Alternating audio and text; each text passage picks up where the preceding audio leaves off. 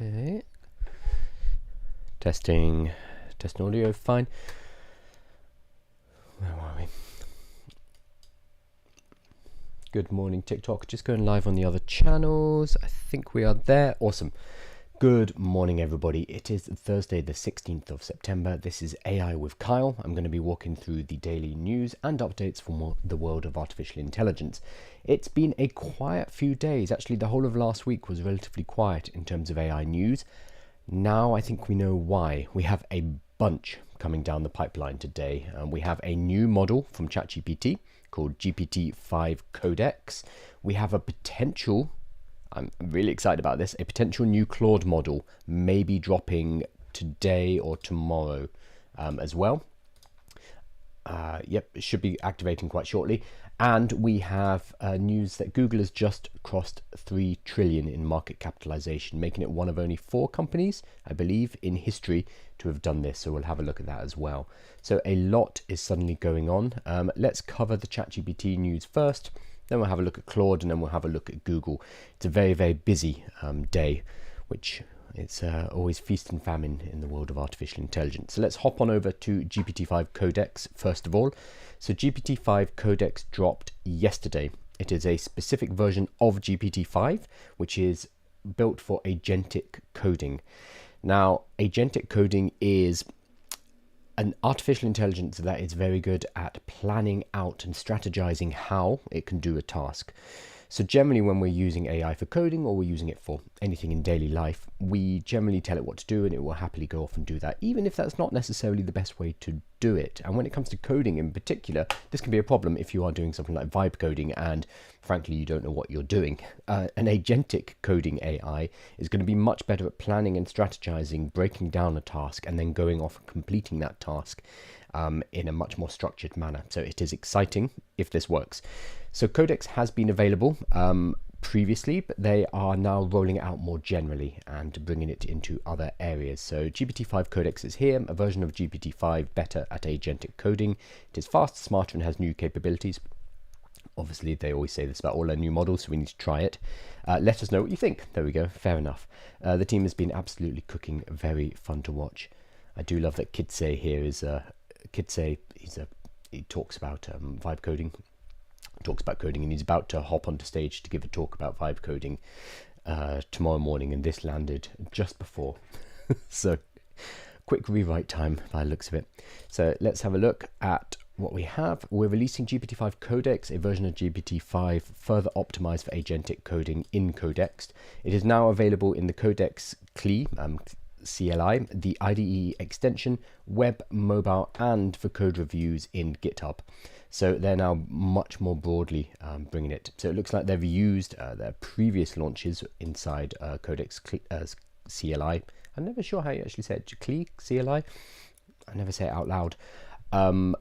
They're using their experience from the last couple of month or so, and now bringing that to a wider market and allowing us to access this new version of the model that is built on those experiences.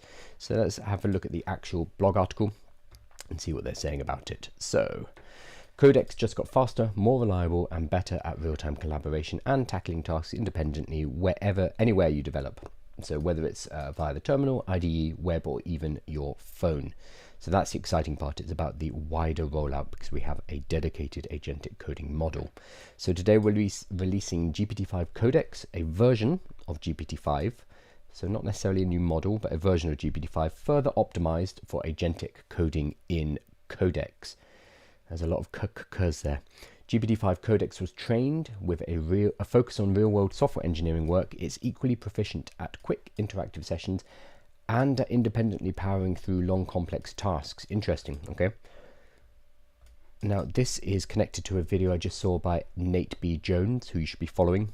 The grey beard of artificial intelligence. He's on TikTok and various channels. Really, really smart guy. Make sure you're following him if you're not. Nate B. Jones. He just did a video about why this is important. There's actually a... where is it? Here we go. GPT-5 Codex adapts how much time it spends thinking more dynamically based on the complexity of the task. Okay, this is important. The model combines two essential skills for a coding agent: pairing with developers in interactive sessions and persistent independent execution on longer tasks. So this means that Codex will feel snappier on small, well-defined requests or while you are chatting with it, and will work for longer on complex tasks like big refactors, so large pieces of work. Very cool. So what Nate B. Jones was talking about in his video, and this is where he's getting it from by the looks of it, is the ability for the model to match its effort to the task at hand. So generally, when you are using an AI model for coding or for anything else, it will spend roughly the same amount of time putting out an output, and generally that output will be relatively similar. So I was doing something with Claude yesterday. I was putting together a curriculum for an atomic learning artificial intelligence course where I go through all of the concepts of AI in short 2 to 3 minute long videos to help people learn very quickly. And I was having a discussion back and forward with Claude. Every time I would ask it a question or give it some kind of information, it would give me the same length answer. And because I was using Opus, it would go on and on and on and on. Even when I was asking a quick question like, hey, do you think we should maybe change the lesson order of these 2 lessons? It wouldn't just say, yep, cool, good idea, and flip those lessons. It would go on and it would tell me about why that was a great idea and how we could also do this and that and that. And it wouldn't be sensitive to the level of the request that I'd given it. And this is a problem across AIs. They will give you the same amount of effort pretty much regardless of what you ask. So if it's a quick task, they'll still give you a certain level of effort. If it's a longer task, they'll give you that level of effort. What it looks like with this new Codex, and this is for coding and agentic coding specifically for now, is it looks like it's going to spend more time dynamically working out how much time and effort it should spend on a task. So if you say, can you change some wording on this landing page, it will just do that, and it won't give you a whole essay about what it's done. If you say, okay, we actually need to we need to migrate this whole piece of software into a different framework because this isn't working, it will go on into a much longer, more thoughtful task, and it might go away and do the thinking. It might it will as an agent go away and do the task over time, and it will flex depending on how much effort needs to be put in. Now this is exciting obviously for GPT-5 Codex, but if they can crack it here, potentially that same technology and that same sensitivity to the size of the task, that can come to our other models. So something like GPT-5, when we use it on a daily basis, it would be able to answer using a short answer or a long answer, depending on what is relevant for the particular prompt that we've put in. So that's really exciting, even if you do not code. If you do code, then this whole thing is exciting. And I'll be playing around with this later today. It only released yesterday, so I have not tried it yet, but I will give it a go later today and give some feedback on it tomorrow. And also, if anyone's used it, please tell me in chat. I'd love to hear your first impressions. Good morning, everybody on TikTok. Oh, there's a lot of you. Thank you for all of the likes. I'm just scrolling through to see if there's any questions. There generally are not at the beginning, and that is absolutely fine. Thank you anyway. Gonna have some coffee. Ooh, that's strong. Right, next thing up is Claude. So I've just realised it's actually the 16th, so I don't think anything happened. So that takes the wind out of the sails of this one a little bit. But we had some rumblings of a new feature, something new from Anthropic, which had a feature gate under the name KonMari, with a date check that activates on September the 15th, 2025, which is yesterday. And after including the KonMari welcome banner, renaming the Anthropic console to Claude console and more. So let's see if they've actually let's put in KonMari. So KonMari, I looked this up, is Marie Kondo's, it doesn't look like we're getting anything. Marie Kondo, she is a Japanese woman who helps people to tidy up, which is something I need for my bookshelves. But she has a tidying up system, and her tidying up system is called KonMari. So there was some kind of speculation that this could be a new Anthropic model, potentially 4.5. To me, though, with that name, KonMari, that suggests it's a tidy up, and they are doing some tidy up on the UI, on the UX, the user interface and user experience, excuse me, including renaming Anthropic Console to Claude Console and more. I don't know if they've actually gone ahead and done that. So nothing seems to have come of this quite yet. I didn't realize that this was the date, and it actually happened yesterday. So I don't think there is any news here yet. But I, like a lot of people, are excited about a new Claude model. Claude is my main model that I use daily, especially Opus. So I use, is it Opus 4.1? Let me check it out. So we've got Opus 4.1 and Claude Sonnet 4. Yep, so 4.1 is my kind of daily model. That is only possible because I'm on the max plan. If you're not on the max plan, then using Opus is basically impossible. I used to be on the Plus or the Pro plan, whatever it is, the $20 a month, and you use 1 or 2 Opus chats, and then it's like, nope, that's it, that's enough for the day. But now I have the max plan, I can use it pretty much infinitely, but it is not cheap. Okay, so it doesn't look like there's any news from Anthropic yet. If there is later, that'll be exciting, and I'll keep an eye out for it. So I've got a question. I'm struggling with this project. I'm using GPT-5. I've completed the PRD. I don't have the rest of your question, but if you drop it in, that'll be good, and I will swing back to that. In the meantime, so there's a new paper.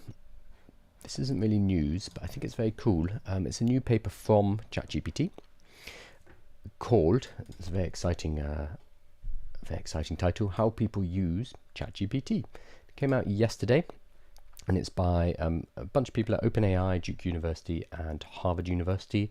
Some of them are at both places, and it is a paper about the actual usage patterns, so we can see how people in general are using ChatGPT, which is really, really cool. So despite the rapid adoption of LLM chatbots, I'm going to blow that up, little is known about how they are actually used. We document the growth of ChatGPT's consumer product from its launch in November 2022 through July 2025, when it had been adopted by around 10% of the world's adult population. Whew. Early adopters were disproportionately male, yes, but the gender gap has narrowed dramatically. Good.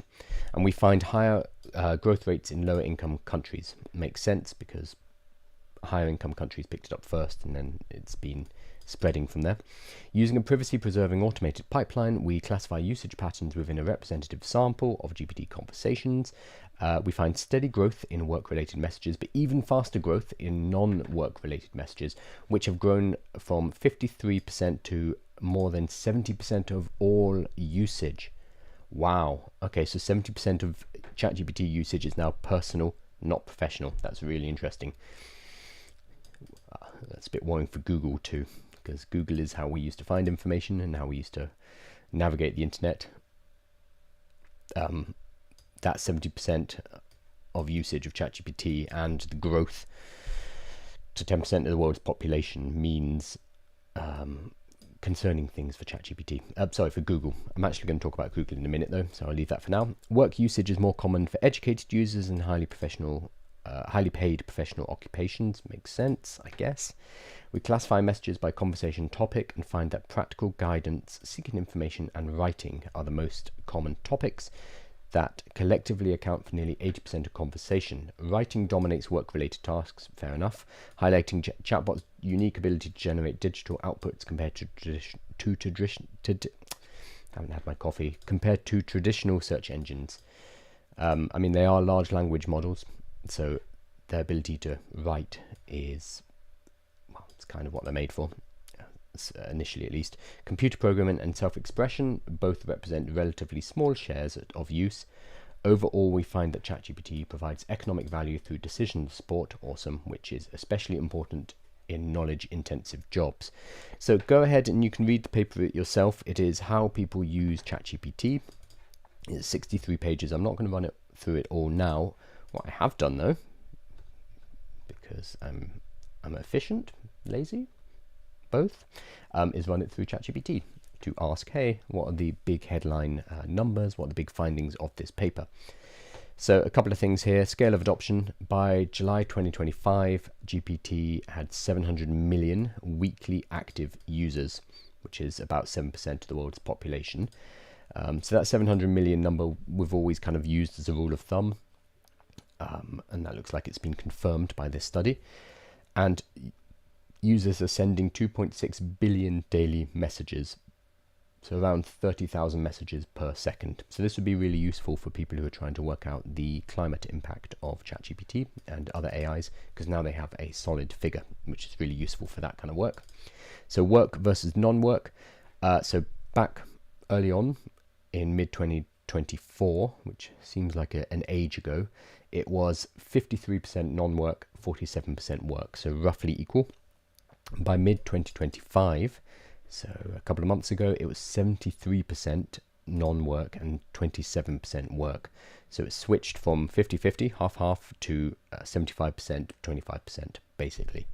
So people are realizing that they can use it more extensively in every area of their life. And this kind of aligns with what I say when people say, how do I start using AI? I just say, just download ChatGPT and start playing around with it and see what you can use it for in your daily life. And I think people are coming to this realization that you can basically use it to help with anything. And it is a general purpose technology that can be applied all the way across your life. So both grew. So adoption is up, but non-work has grown much, much, much faster. So practical use cases, 29% are using it for tutoring, how-to advice, and creative ideation. That's awesome. Seeking information is actually lower, is only 25%. So using it as a Google replacement is lower than practical guidance. So that's good to see, because using it just as a Google replacement is kind of it's not a very exciting use of AI. It's one of the first uses that people start with, but then they realize, oh, actually I can use this, I can have a discussion with this, I can not just retrieve information, but query that information and work with the AI to better deepen my understanding. So more and more people are doing that, which is cool. 25% are using it for writing, so emails, documents, and editing. That is not particularly surprising. And those are the three big ones. So practical guidance, seeking information, and writing. And coding is relatively small. It's only 4.2%. So the big thing, I think the really cool one, is that closing, where is it, of the gender gap. So the demographics here. So early users were 80% male, and now usage is near parity or slightly female leaning. So it's about 50-50, but with a slight skew towards females using it more than men, which is a huge change compared to where we were a couple of years ago when it was just dudes, basically. It's also a young skew. 50% of adult messages come from under 26s. Nice to know that I'm not young by quite a margin. And then global spread, the fastest growth has been in low and middle income countries. That's not that surprising, because we had early growth in the higher income countries. So they were already at a relatively high level, and now the lower and middle income countries are picking it up as well, which is fantastic, because it has the potential to really kind of democratize wealth. We could go two very, very, very, very different directions with AI. It could be a way for the rich to concentrate their wealth even more, and that's currently the path we're taking, with about 5 to 10 billionaires running the whole show. Or if we make sure that everybody on Earth is educated about how to use this and how we can use it to build businesses and make money, which is kind of my mission, this is what I'm trying to help people do, then we could use it to democratize and kind of spread wealth instead of concentrating it. It could go two very different ways, though, unfortunately. And then education. More educated, high-paid professionals use ChatGPT for work, and they use it more for asking, which is decision support, rather than just doing. Cool. So it's going to have a look at the paper. Again, it's called How People Use ChatGPT. I'm sure if you Google it, it will pop up, or you can ask ChatGPT, because that's what we do nowadays, apparently. But I think there's a couple of interesting trends there. The fact that it is not just white men, and it used to just be white dudes who are using this, and now it is much more evenly gender balanced, in fact with a female skew, and it's also in mid and lower income countries as well. So we are seeing a much larger group of humanity using AI, which is, for me, I find very exciting. Okay, I'm going to hop over to the questions. Hey Joy, how are you doing?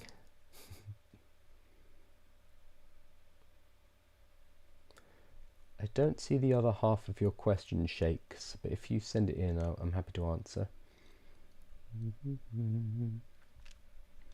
There we go. I'm building this project, but ChatGPT can't handle my prompt. How can I work around it? So what you're actually building it in, because ChatGPT can, it can help you with the code, but you need to kind of deploy that code yourself. So are you like running that on a local host? If you don't have much experience with coding, or this is a first project, I'd recommend using a vibe coding tool. So there's Lovable, there's Bolt, there's Replete, there's Base 44, or if you're a bit more technical, you could use Cursor. Cursor is really good. But if you are just building something and it's the first time you build it, you can do it in ChatGPT. You can get the code, but you still need to work out what to do with that code, if that makes sense, how to compile it and how to build it into a piece of software. If you use Vibe coding tool, it's going to do all of that heavy lifting for you. It help you set up the database, etc., etc. So it's an easier way to get into it. And most of them have free plans as well, if that's a concern. Otherwise, if you are just trying to get some code, I would say use Claude. Claude is a lot better for coding. That may not be the case now, because we just had the release of GPT-5 Codex. That only came out yesterday, so the jury's going to be out on that. But generally, Claude is considered to be a better model for coding. So I try out Claude, and again, that has a free plan as well. So if ChatGPT can't handle the prompt, try the different model, see if Claude can do it. If so, fantastic. Otherwise, you can, if you're still having difficulties, it's probably going to be a matter of breaking it down even more. You said you've already got a PRD. You might need to have a discussion with a model like Claude saying, hey, I have this PRD. This is what I want to do. But these are the problems that I'm having when I try to have ChatGPT help me build it. What can I do to better improve my process? And so you can use the AI to help you work better with the AI, if that makes sense. It can help you to create a more broken down plan, break it in smaller steps, and then help you. That's going to, in turn, get better results when you feed it back into an AI later. So you have a separate chat for advisory and one for building, and you take stuff from the advisory chat into the building chat.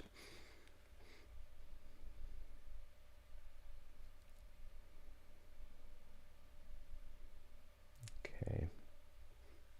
We need to change the financial systems and political setups. Yeah, probably. It's a big job, but that's probably where we'll have to go. It's just going to take an awfully long time. And humans don't do anything unless we're in absolute crisis.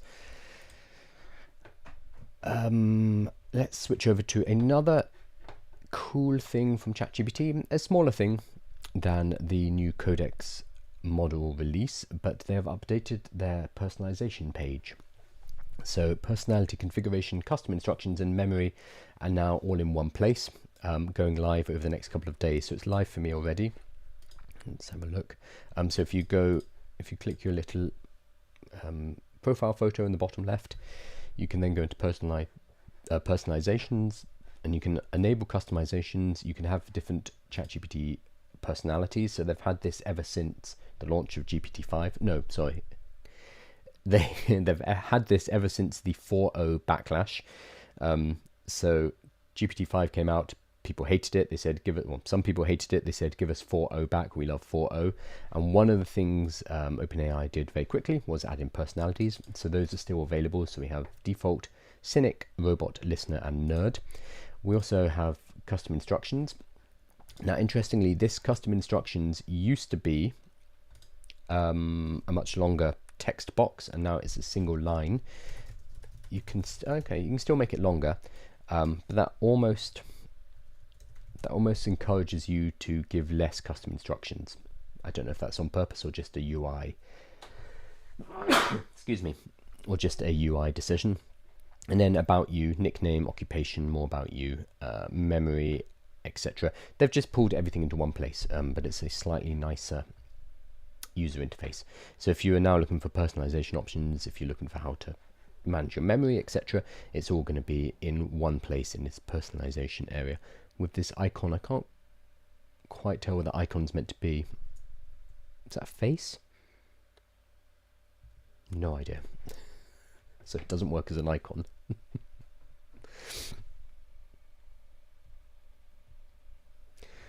Right, let's talk about Google. So a couple of things happening with Google. Google has just yesterday, or Alphabet, I should say. Alphabet are the holding company that owns Google. We generally just call it Google, but Alphabet is the actual company's name. So Google parent Alphabet reached a market capitalization of $3 trillion, which makes it the fourth company ever to reach $3 trillion market cap. So the milestone comes 20 years after Google's market debut and 10 years after the creation of Alphabet, and they've added billions of dollars in value recently because of their favorable antitrust ruling. So this is to do with the Chrome browser. They were going to have to split off Chrome and sell it to somebody or give it to somebody, but they do not need to do that anymore, which is huge news for them, obviously. So Alphabet has joined the $3 trillion club. Shares of the search giant jumped more than 4% on Monday, pushing the company into territory occupied only by Nvidia, Microsoft, Apple, and now Google. So the four largest companies on Earth. Nvidia is actually at 4 trillion, so just an extra trillion more. And so Google ended the day with a market capitalization of 3.05 trillion by market close. So market capitalization, I think it's useful to understand what that actually is. Basically, it's the share price times the number of outstanding public shares. Let me confirm that so we can be precise about this. The value of the company that is traded on the stock market calculated by multiplying the total number of shares, publicly available shares, I imagine, by the present share price. So that's how we get the market capitalization figure, and it gives us an idea of the value of the company. This only applies to publicly traded companies, obviously, because we need to look at the share price. The stock got a big lift in early September from an antitrust ruling by a judge whose penalties came in lighter than shareholders feared. The US Department of Justice wanted Google to be forced to divest its Chrome browser, so they're going to have to lose it, they'd have to get rid of it. And last year, a district court ruled that the company held an illegal monopoly in search and related advertising. I mean, they do have a monopoly, honestly. Whether or not it's illegal, well, it depends on, it has to be defined whether or not it's a monopoly. But so far they're doing okay. So Judge Amit Mehta decided against the most severe consequences posed by the Department of Justice, which sent shares soaring to a record. After the big rally, President Donald Trump congratulated the company and called it a very good day. So the Department of Justice was going after Google, failed, and the president was like, good job, Google. Okay, sure. Alphabet shares are up more than 30% this year, compared with a 15% gain for the NASDAQ. So, great news for Google. They are, if you have to ask who's going to push ahead and win in the AI race, Google are one of the top contenders. We talked about this yesterday in particular. They have cash. They have a lot of products. They have a large user base already using their products, and they also have really good AI researchers. They have DeepMind. They have good artificial intelligences. They have Gemini, which is a good solid model, and now they have Nano Banana, which last week pushed the download of the Gemini app to #1 in the App Store. So they're in a really good position to take this. They were lagging behind OpenAI and other models, but now Google are in a great position. At the same time, this is this morning, 4 hours ago, the world's fourth biggest company, Google, owned Alphabet, has announced a £5 billion investment in UK artificial intelligence. So we're about to see some real money being spent in the UK, because whenever it's a UK initiative from our government, they're like, oh, here's a million, here's a few £1,000,000. That is insufficient. The AI investment right now, it requires billions. It is no longer being fought in the millions at all. Hell, it's going to be in the trillions soon. And these companies reaching these kind of market capitalizations show us where it's going. So the money will be used for infrastructure and scientific research over the next 2 years. So $5 billion, 2 years. The first of several massive US investments being unveiled ahead of US President Donald Trump's state visit. Google's President and Chief Investment Officer Ruth Porat told BBC News in an exclusive interview that there were profound opportunities in the UK for its pioneering work in advanced science. And the company is going to officially open a $1 billion, so £735 million data system centre in Waltham Cross, Hertfordshire, with Chancellor Rachel Reeves on Tuesday. Oh, okay, Rachel Reeves is helping to open the centre. The ribbon cutting, presumably, or flicking a switch. I don't know what you do at a data center.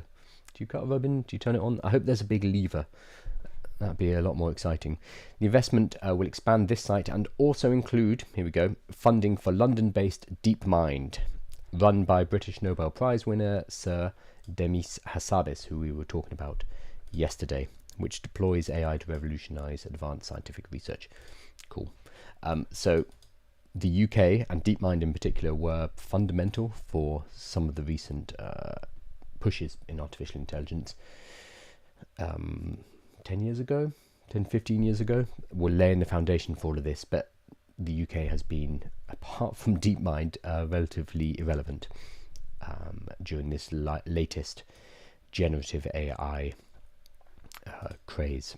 So it's nice to see DeepMind being rewarded for this. Of course, DeepMind are owned by Google, so its investment it's Google investing in one of their subsidiaries. They own DeepMind.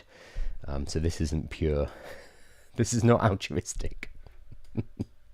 It's investment. Ms. Porat said there is now a US-UK special technology relationship. There's downside risk that we need to work on together to mitigate, but there's also tremendous opportunity in economic growth in social services, advancing science.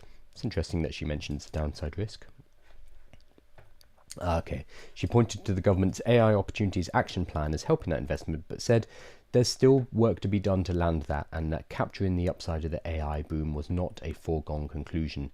So this is, oh yeah, they mention it here. Okay, so at the moment, Google and the US are pushing for less taxes on their companies that are based over here. So the US administration had pressed the UK to water down its digital service tax on companies, including Google, in talks this year. But it is not expected to feature in this year's announcement. Okay, so Ruth Porat is saying, hey, yeah, we're going to invest some money here, but there are still some problems that we need to work out, i.e. you need to reduce our tax load. Okay. So we're best friends, we have a special relationship, but you're going to reduce our taxes, and we're not going to pay the taxes that you want. Okay. So there's a carrot and a stick here. And then a final piece of Google news, because we're all in the name of balance. So yes, Google has become a $3 trillion company. They're doing really well. Yes, they're putting some money into the UK. It comes with strings attached, i.e. you better not be taxing us, or we're not going to be giving you any more investment in the future. So I also wanted to cover a bit of negative news, but also something that I think should not be a surprise.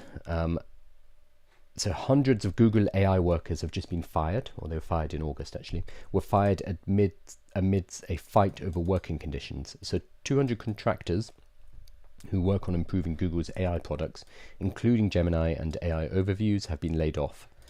It's the latest development in a conflict over pay and alleged poor working conditions.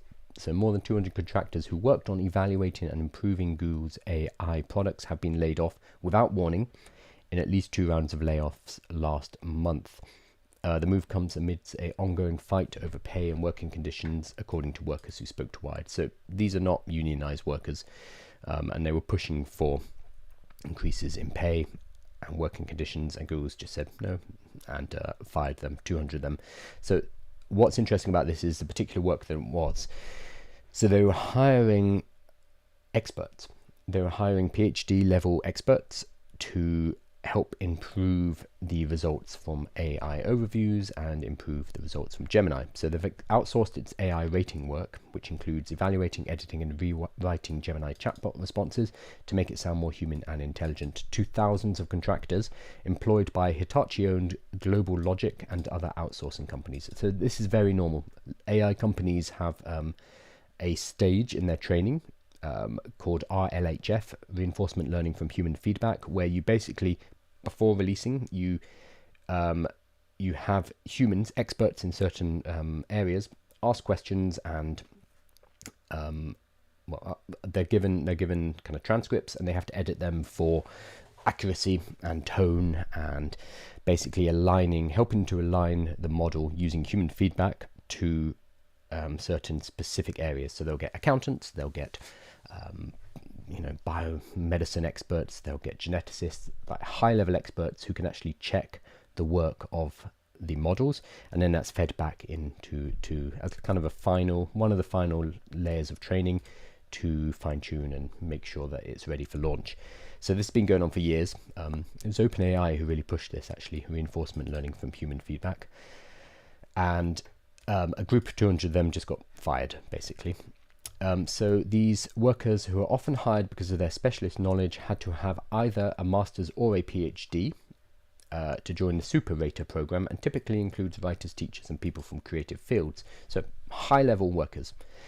I was just cut off, said Andrew Lauzon, who received an email with the news of his termination on August 15th. I asked for a reason. They said ramp down on the project, whatever that means. He joined Global Logic in March 2024, where his work ranged from rating AI outputs to coming up with a variety of prompts to feed into the model. So here's the thing. You kind of know what's going to happen. It sucks that they lost a job, okay? But you are training the AI to do your job. This is literally... This is literally like being forced to dig your own grave and then lie down in it while Google fills in the soil above you. They're asking you as a PhD, as an expert in your particular level, to help train their AI by giving it feedback. As soon as the AI gets good enough, you are no longer needed. So this should not be a surprise that these jobs came to an end.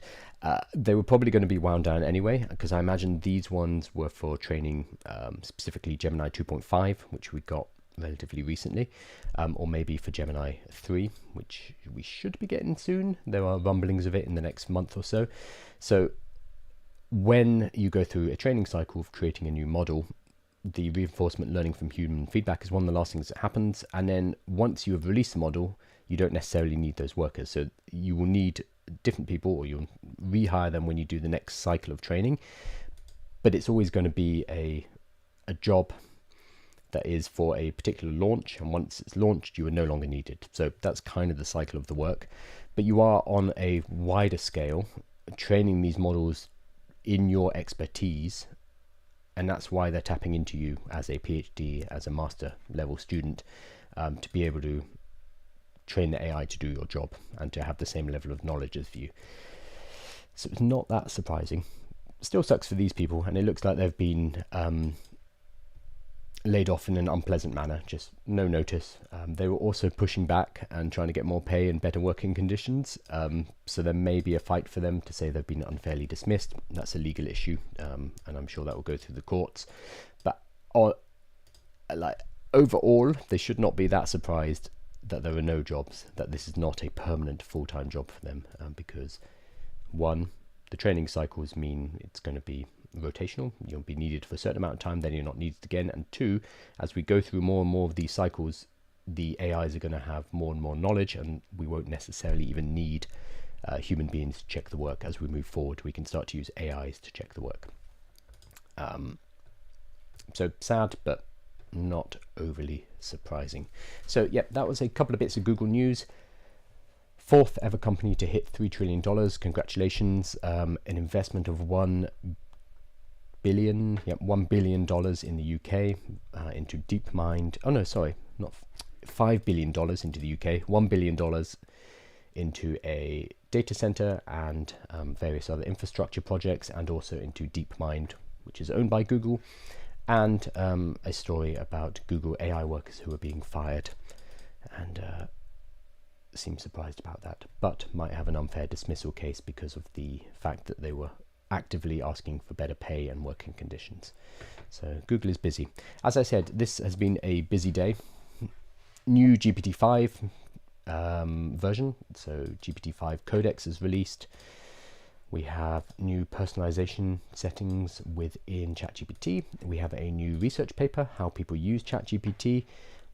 We have the news of Google hitting $3 trillion and various investments, etc., etc. So it has been a busy day. It looks like we're back on with the news. We have not seen a launch of a new Anthropic model, despite the rumors, but maybe we're going to see something later this week.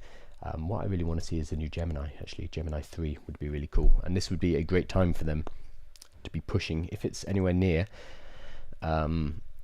because they already have a lot of public attention right now. Google and Google Gemini are in a position to actually challenge ChatGPT, which cannot be said often. I'm going to see if there's any questions, and then I'm going to hop over to my other live. So I'm building in public, building an AI application, and it will be day 12 today. And the idea is to build from a blank slate. So I had an idea a couple of weeks ago, building it into something that I can sell by the end of 30 days, working on it for 1 hour per day. Today is day 12, so hour 12 of development, and we're getting there. It's looking pretty good. So we should be able to push for beta testing this weekend, and then launching, hopefully making some money next week. So I'm going to be live streaming that immediately after this news live stream. Just check if there's any questions, and I'm not seeing any. That's fine. Oh, hey Nat. Yep, I'm still human. I wouldn't look for a job in a company anymore. It's a waste, either due to their lack of AI. I don't see the rest of it. So I think, yeah, the job market is rough. The job market is rough at the moment for everybody. I think there's an economic downturn anyway. It's not a good time economically, but there's also AI, which is an upward pressure, which is hurting entry-level jobs in particular. And we're starting to see evidence that that is the case, and it's not just an economic recession, but AI is actually actively reducing the number of jobs that are being created and the number of positions that are being filled. So yeah, it is messy. Oh, there was actually, I'll cover it tomorrow. There was, let me pull it up, Gen Z.